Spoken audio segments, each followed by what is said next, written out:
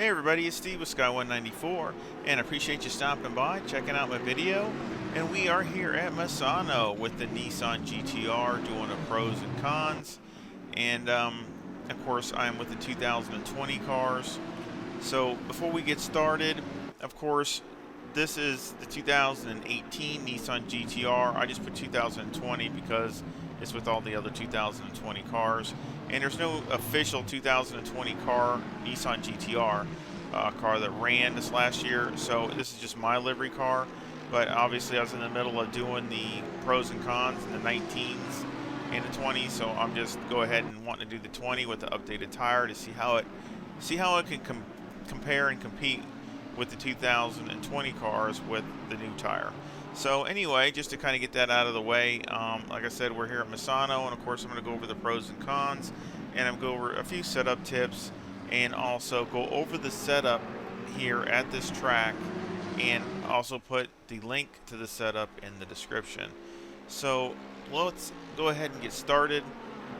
And first of all, of course, I'll start with the cons. And I'll switch the camera here. I know last time I keep forgetting to put in-car, so I'll show some in-car here through first half or so, and then I'll switch it. The cons is the fuel mileage. The first con's the fuel mileage, and it's really a hit and miss. It kind of stumped me for a little while because I always check the mileage at every track, and at some tracks it's not too bad, and in other tracks it's just horrible. So it's mainly the high horsepower tracks, what I call them, like the Monzas and Paul Ricards and the Spas and the ones that are doing a lot of high speed stuff. It seems like on most of the time it seems like the mileage there is pretty awful. But when you come to the other tracks, it's not too bad. So it really, I guess, and I know the BOP is different at every track, but it just seems maybe, at the higher speed tracks, it just, especially with the gearing of the GTR, maybe it just sucks a lot more fuel when you're doing a lot of high RPM stuff. So maybe that's what it is. But it definitely is not, it's a hit and miss type of thing with the mileage, but I call that a con. Two, it feels heavy. Now, it feels heavy. Now, if you've taken any time and driven a 2015 Nissan GTR, which is in ACC under the 2018 cars, and that's the first cars. Some of the first cars that were released was the two GTRs. It really is a huge difference. I mean, you drive the 2015 and then you drive the 2018 back to back, and you can just feel the balance of the car is so much better on this 2018. But saying that, you can still tell that against the Lexus or the McLaren and some of the other cars like that, the balance is still a little nose heavy. It still feels a little off. So, it's not terrible bad, but it's definitely a con. It's just, it's like it feels like it's a step or a generation away from somewhat maybe a newer car that's got a little bit better balanced engineered into the car. The aggressive setups is the next con. The aggressive setups, basically, it's a hit and miss. I mean, and even at best, they're just okay. But they're definitely at one place, they're not too bad, and you can do okay with it. And then at another track, you're out to lunch. So it's one of those things where you never know what you're going to get. It could just be okay at one place, and then you can't stay on the track in another place. So I call that a con. It's not real consistent from one track to another as far as being good aggressive setups. The gearing. Now the gearing I'm going to call is a minor con, but this is the issue with the gearing. Like here at Misano, it's great. It works really well. At the Nürburgring, in the other video, I really like the way the gearing is on the Nissan there. Certain tracks, it really works well when the gearing just fits that track, and it seems like the car usually seems to respond. But if it doesn't, it's the other way. And the car is geared low. You know, it doesn't have a tall first gear or anything, and I think that's why it struggles a little bit more at the longer tracks or higher, you know, horsepower tracks I call them, or you know, higher top speed tracks. I think it struggles a little bit more at those places. And I think it's mainly just gearing. But so it's really, again, so some tracks it's going to be just good because it just fits really well, and in other places it's just going to be, you know, you just can't find the time, and you're kind of scratching your head because you can't figure out why it's not performing like you think it would. And of course, another con is lack of adjustment. Now, it's not as bad as maybe the Audi, and maybe maybe another car, but one of the things that's a main adjustment of any of these GT3 cars is the wing. And when you only have like 4 adjustments, that's tough, because I mean, it's bound to happen where you either have too much downforce or not enough. It's you know, because anytime you make one adjustment, it's going to be a big one. So I like to see at least double that adjustments. I would like, you know, I mean, I like to see in a car at least like 8. That's to me good. You know, some of them have, a lot of cars have 15, you know, 12, 14, 15. That's fine. It's getting really, you know, really small adjustments. But I mean, when you only have 4, that's tough to really find a good balance. I mean, you're going to be, sooner or later, you're definitely going to be, you know, either one or the other. Finding the balance in the car on a setup is going to be tough, because you're either going to have too much or not enough. So those are the cons. Let's go to the pros. It's got a great motor. I really love this motor for a 6-cylinder, you know, twin turbo 6.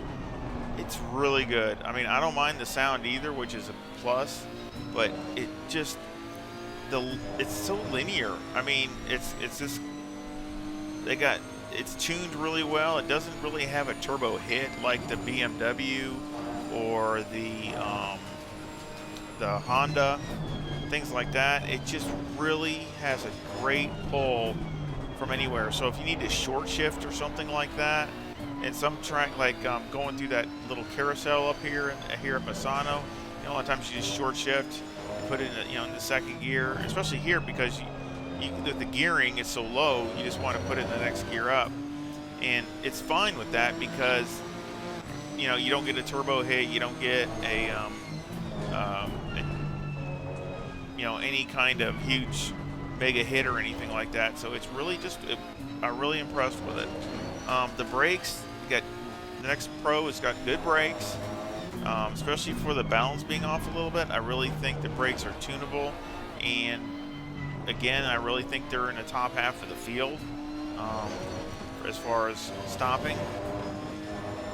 The next Pro, I think the car is driver friendly. I mean, I really think the GTR is again, I'd say on the top half of the field, easier to drive than a lot of the other cars. And I don't think that you know, anybody. I mean, I really think that anybody can really just jump in it, and even if you don't have a lot of experience, and be able to drive it proficiently. I don't think it's one of these cars that it takes tons and tons of practice and you still struggle with it and everything else. I really think with this car you can really find its be up and running pretty quick. I also think another Pro, it's great in the rain. It's a, you know, and again, the reason I think it's great in the rain, for the negative of it being the balance on the con, that probably helps a little bit in the rain, because anytime when you got a little bit on the nose heavy, it seems like when you have a nose heavy car, it seems to do a little better in the rain.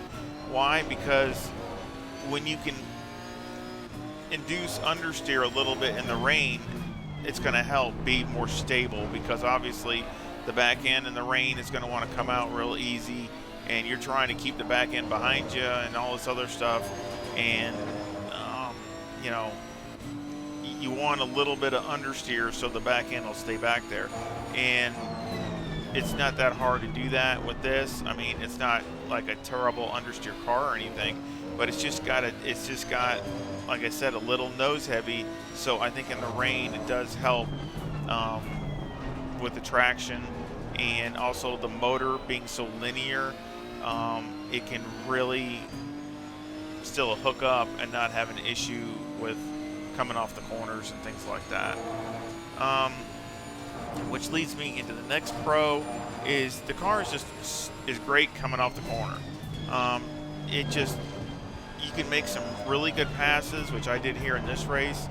It just hooks up coming off, and with the torque of the motor and the way the gearing is, especially in some of these slower to mid-range, kind of middle speed corners, it just like right here, coming off of here, going down the straightaway, you're in that second, third gear, just like you are at Nürburgring. You're in that second, third gear range a lot. The car just pulls like a freight train, and you can pull along somebody or get a run on somebody and able to pass them coming up to the next turn. And also, it's got good tire wear. I'm not going to say great, but I still think it's probably in the top half of the field. You're not one of these cars where it's always overheating the tires and just wearing them and getting graining and blistering and all this other kinds of stuff. All the different tracks I ran at, I never really had any kind of tire wear issues. So I really think that it's really a good pro for the car and that. And that's of course all the pros and cons. Now setup tips. Again, I really say, watch the mileage, because it varies pretty big from one track to the next. So always make sure you double check your mileage and not take it for granted. And that's on the pro side too, because I mean, you don't want to be at a track, let's say here at Misano, where it gets halfway decent mileage, and then all of a sudden you put all this fuel on and you're just wasting your time. So you want to be able to, capitalize on not running so much fuel. So it can go either way. So you really need to keep an eye on it, whether you need to run less fuel or more fuel. Second, the car likes a little more negative camber in the rear, where a couple cars are like that, and this is another one of those where it just likes a little bit more than a lot of the other cars as far as that in the back end of the car, and it seems to get it this, helps it through the middle of the corner and all that and coming off, so, and doesn't hurt the tire wear or anything like that. So I just think it's a good setup tip for that. The one good thing is if you get a setup decent, it's good for multiple tracks. So I really think that, like this one here, it's a little bit different than the one at Nürburgring, but it's not dramatically. It's not like, I think there's a few little differences on the springs and things like that, and of course maybe the shocks, the dampers, and the shocks, but other than that, it's, a lot of things remain the same. So, or maybe just a few in the ride height might be one click here, one click there. It's not a ton. So that's another good thing, because it's not like again, you have a real wide range of operation, but it's also good because you don't have to spend a lot of time completely redoing a whole setup. And also the steering, I have the steering at 540 on this, so it helps with the turning, because the car just, the GTR doesn't react super quick. So to speed it up a little bit, I have my steering turned up for the GTR, so it rotation at 540. As far as the tracks, again, it's a real hit and miss with the gears. Some of the A tracks that I would call would be here at Misano. I ran a pretty good time, which we'll go over it here in a second. and also Nürburgring, where I was real happy with it there. Zolder, it works really well at Zolder. It works really well at Suzuka. Um, uh, Kalami, it works really well at Kalami. Um, but there's some other tracks that it just doesn't work well at. I really couldn't get it, and it could be just me, but I really couldn't get it to do that great at Mount Panorama. I could just get it to do okay, but nothing great. So I almost call that a B track. I couldn't do anything at Brands Hatch. That was even worse. That was not a good track for the Nissan. I just didn't like it. And see, again, a lot of that is with the gearing. Barcelona is another BC track as far as, it just wasn't that great. I mean, it did okay, but I mean, I struggled to even get to where some decent times. And again, some of that is just gearing. Some of it just doesn't agree with it, and you could be behind a half a second or so, and that's a ton out here. So I really think that, again, with the gearing, it's a hit and miss. But like I said, Brands Hatch and Barcelona were not that great. Hungaroring is okay. Again, nothing great, but it's still okay. So I can call that like a B track. So you have some like A, B's, and C's. It just some good tracks, some okay tracks, and some tracks that just don't seem to work real well with it. So let's go over the setup. I mean, I've started 8th, finished in 3rd, and ran my best times I've run with the Nissan GTR here at Misano.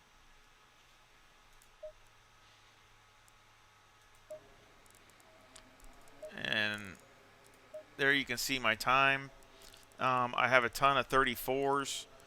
I got some 35s there in the beginning. Of course, I'm fighting with other cars, but there's 34 9s, and then I slowed up to 35.2 and 35.0, and even the last lap was my fastest lap at a 34.84. So that I like that over the 15 minutes. I'm just all right there, and the car felt really good. And of course, if these two sectors, I would have been down in the 34.6s, 6 or 7. There's a 10th there and a 10th there. So that would have been like a 34.6 or 34.7. So that's really good for me. So I'm really happy with that with the GTR. And another thing that I like is, as you can see, you can pass just like I did at Nürburgring or here. And that's the thing. Even if you're fast, is the car fast, but can it race?